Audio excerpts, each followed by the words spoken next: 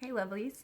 Hey, it's November 11th today, 11/11/2018, and I wanted to do this follow-up video for the Archetype class that you all came to, and it's been 2 weeks now since we did that, and we've had Halloween and Samhain and our US election here since then, and yeah, so let's review a little bit here.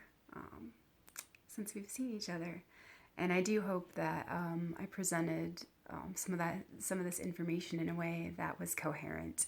I like to share like some of my own experiences and my own, work with these archetypes.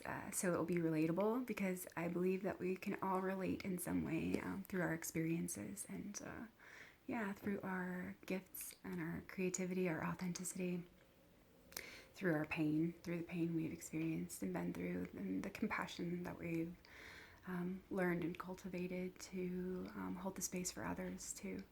And so, it's all full circle. So, reviewing all of that, like the circle. This is what my painting has turned into. My little mandala that I had going on that looks like a moon. And so the circle is really huge. So it's the light and the dark threads.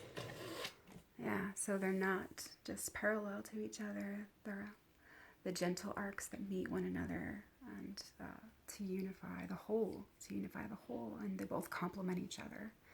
And we need both to be whole, both parts to be whole. Unify the light and the dark, unify the sacred and the profane, the infinite and the temporal, and the glorious and the vain, and unify and harmonize those aspects and elements and of our whole being.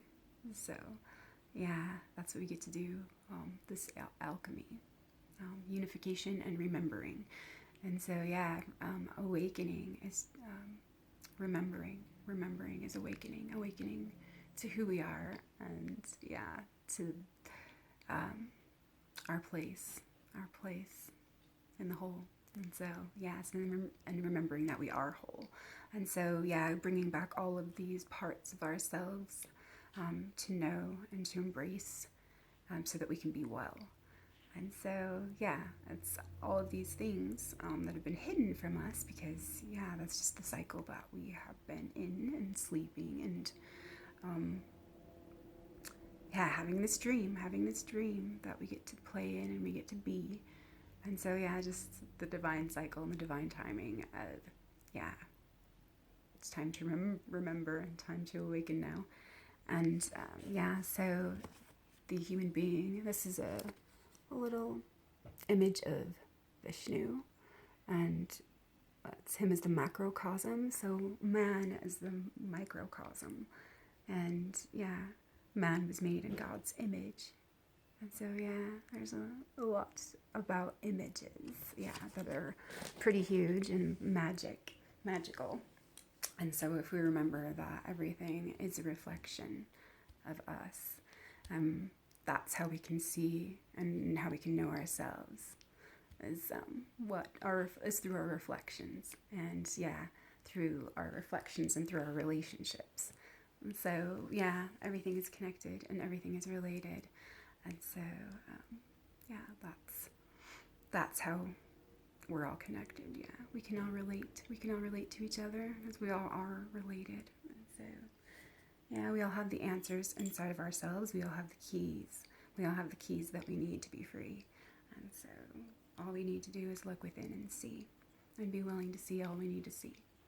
And so sometimes we need to slow down a little bit to be here, to be present, to be in our body, to be embodied. And that's pretty huge too, an embodied soul. And which takes me back to the ghost archetype that I shared about, which I wrote a bunch of stuff down about the ghost archetype. And I have some little ways, little tools and techniques to show you how how to connect with these archetypes or identify these archetypes, or just be aware of them, so that because little triggers and fears and things like that, they can point us in the direction of where we get to heal, or what we get to reclaim, or what we're ready to look at, what we're ready to reclaim and embrace. And so it's good to look at our fears, because those are little mirrors to look into, to see what we fear, to see the parts of ourselves that we fear, or what we fear as far as like loss, or being abandoned, or not being received, or unlovable, or unworthy. And so let's take a minute here. Yes, so if everything is a reflection, everything is a reflection,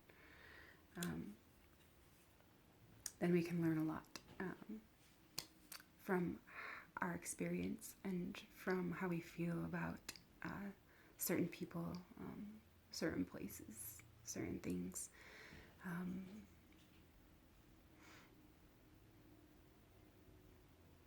They can tell us, about ourselves and about what we need, about what we're being asked to see. So little irritants and little triggers are meant to like just come up again and again to the surface, to wake us up, and for us to notice. And so, that's our attention. Our attention is a huge thing. Our attention. So what are we attending to? What are we focusing on? What do we want to create? And what are we asking for? What are the questions? So it's really good to look at questions too, and asking like the right kind of questions too. And there are no wrong questions, but there are certain questions that do open and unlock certain things to find, deeper truths.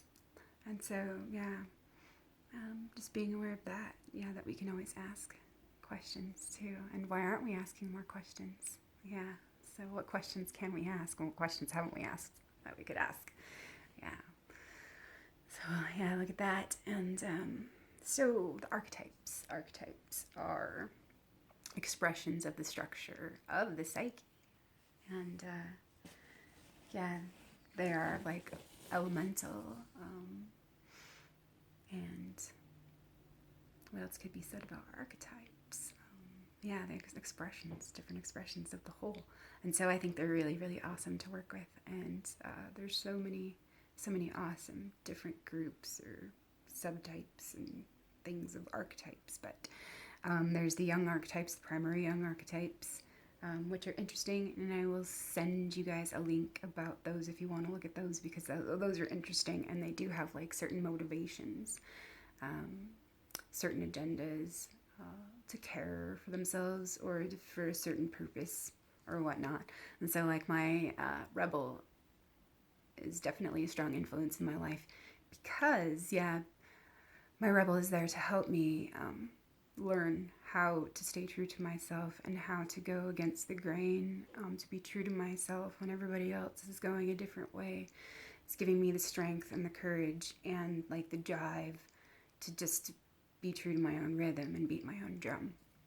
And so, but my rebel can kind of like, the shadow side of my rebel, can make me really resistant, because my stubbornness or whatnot, if I want to be right or whatnot, or I don't want to be told what to do, or I don't want to be controlled, and I feel some kind of coercion from the outside or whatnot, it makes me really resistant, and it can close me off to seeing the truth of what really serves my highest good and what I can choose. Because if it just makes me want to go against whatever I feel I'm being pressured towards, then I can set up my own blocks for me if I get really rigid and locked into that. And so my rebel can be an ally and a guide, definitely a mirror in my stories. So like our stories that we have come up, like just because of our relationships with others, or because they're reflections of certain fears that we have, or certain wounds that we have, and things that we've learned to protect ourselves or survive or whatnot. yeah, so looking at those stories, they all have like some kind of key phrase in them, or something that can be identified, that can identify some kind of archetype, such as a martyr. Like, you're you never appreciate anything I do. I bend my back for you, or I upset or upend my world for you, and I never get any thanks. Or, like those kinds of stories. Like, that's definitely like one that could be pointing to a martyr archetype that really is asking to be seen about how we can show up for ourselves, and how, yeah, we can take care of ourselves. Because if we're putting energy into taking care of someone else, thinking that that other person's going to reciprocate and meet our needs through our self-sacrifice, yeah, that's like a definite pattern that can show us different things of where we might be, yeah, totally sacrificing ourselves, yeah, for our own agendas of, so I am worthy now I deserve love, all of that kind of stuff. Why won't you love me and take care of me that now that I've given everything I have to you, or whatnot?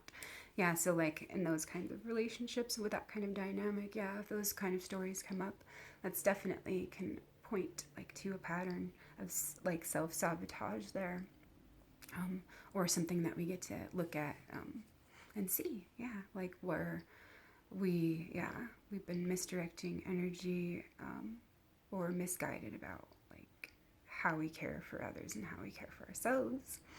Yeah, it's just little things to notice, and to bring our awareness back to what we can choose, and how we can show up for ourselves, and yeah, how we can ask to get our needs met, and how we can be willing to see what we need to get our needs met, because we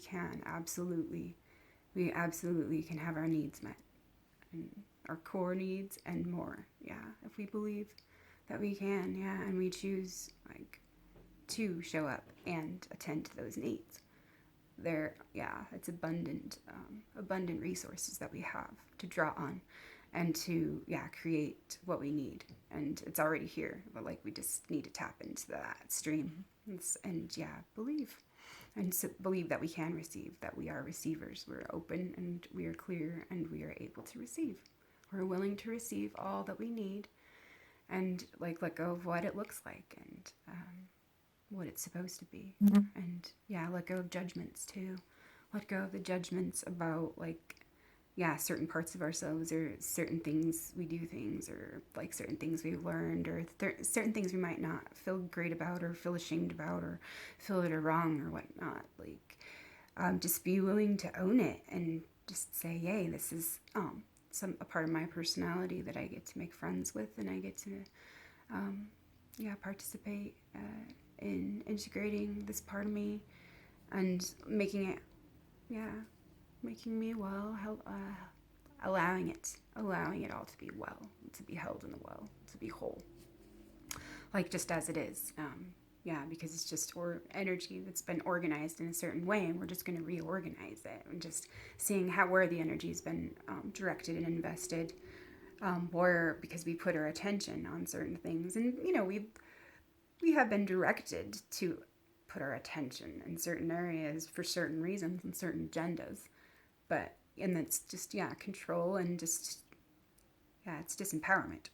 So yeah, just awareness is the first step. Just being aware and being willing to be aware, and to use care, to be full of care, and care for ourselves. And yeah, and then we can open up to seeing all of these things, like wherever we want to look, we're going to find something. So seek and ye shall find. It just depends on where we're looking, and yeah, what lens we're viewing through. And so a lot of our stories and a lot of our wounds and our triggers can tell us like what wound we have been looking through, or what belief is ready to be examined and looked at, and yeah, maybe seen through. So what else can be said about like all the archetypes? There's so much that can be said about how to work with them, like how to identify them, how to call on them, how to invoke certain energies to help us with certain tasks or to help us with certain healing and being a blessing to others and cultivating certain qualities that we want to see in the world and ourselves. And so, yeah, some of my favorite archetypes are like some of the animal totems that I work with, because I really feel a strong connection to the animal kingdom and nature. I love nature, and I am nature. Yeah, nature is me. I'm part of nature. She's part of me. So I really do. Yeah, I love all of it, really. But I really appreciate like some of the animal medicines to work with. And so if you're drawn to like certain animals, or a certain animal pops up a lot in your dreams, or say visions, or just in your everyday life, in your space too, or like maybe like during a certain time, like you keep noticing like a picture, or like you're drawn to lions or something like that, or if you have a dream about running away from lions or whatnot, or some kind of animal in your dreams, that's a part of yourself, this a power, a powerful aspect of your being that is ready to be reclaimed. And it's ready to be known and seen and faced. And so, claimed. And so, like, looking at like those certain things, and they can teach certain qualities, and how to unify certain elements and qualities and things. So they're very powerful. And I just say Google like symbolism. Any kind of symbol that you're drawn to, or if you have symbols popping up in your space, or you really, really, really love certain ones, like meditate with them, and you can receive so much from that. Like just any kind of images that are uplifting or transformative, have magic power in them, like, and especially matched with the intent and the feeling and reception to serve our highest good.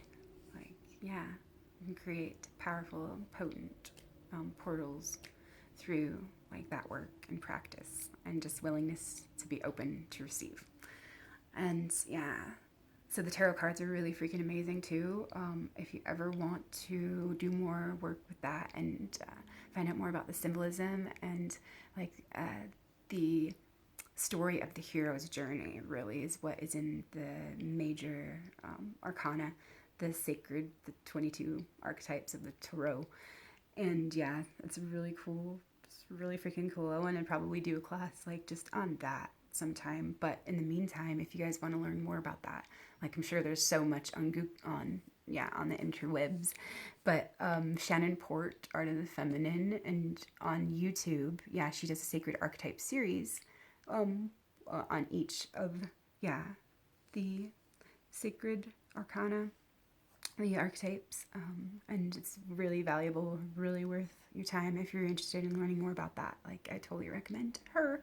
I love all of her stuff, and she really resonates with me with her work that she's doing with the Divine Feminine, and and all of that we get to heal and reveal like in this time. So it's really freaking exciting time to be alive, and I'm really thankful that I get to share all of this awesome with you.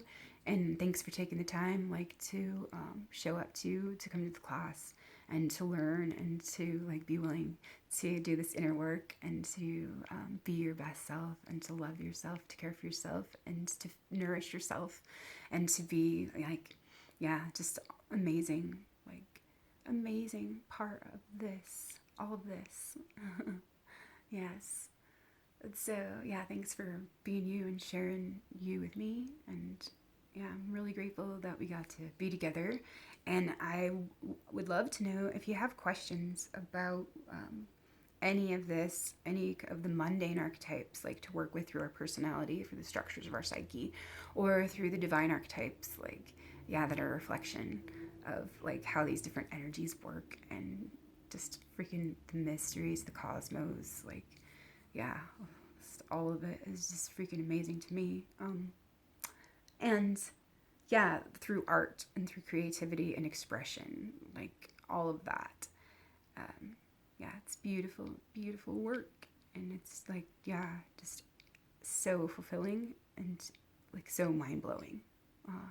Just awe and awe and awe of all of it when we're open to receive it and to really see it and to be it. So be willing to dream it and to receive it and it's already here. So let's weave it. Like, yeah, let's reorganize it and reclaim it into generative, authentic, liberating gifts. And yeah, because that's all this. That's what we're being offered right now. And so we get to work with all of it, claim all of it, own all our shit, so we can, yeah, just be with all of it, and yeah, love it, embrace it, and direct it all. Create what we want to see, like by and through, yeah, the inner alchemy, the self-love and the healing. And so that's what, yeah, working with the archetypes can open up. And yeah, and just like the myths and the stories, it's such a great, yeah, such a great thing for the soul, like the stories and the myths.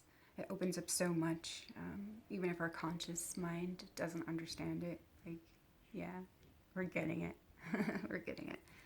And there's so many things I could share with you guys, but I know, yeah, everyone, like, I respect everyone's time, but just make it a beautiful day and meditate on something beautiful that we want to create, and be open to receiving something that you've always dreamed of, and the love that you need. All the love that you are is the love that you need, and be open to receiving that love and breathing into that love, and offering that love to yourself.